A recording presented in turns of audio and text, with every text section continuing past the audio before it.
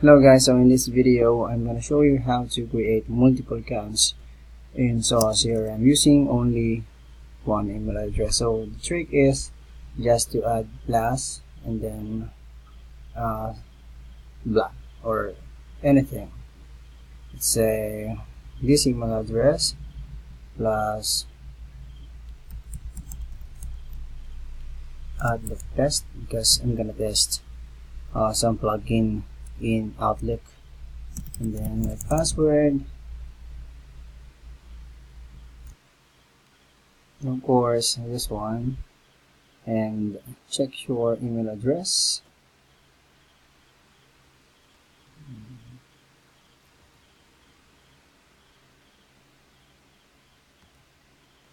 And verify to activate your account. So now you have another Zoho CRM an account, and then you can play with it. That's all. Goodbye.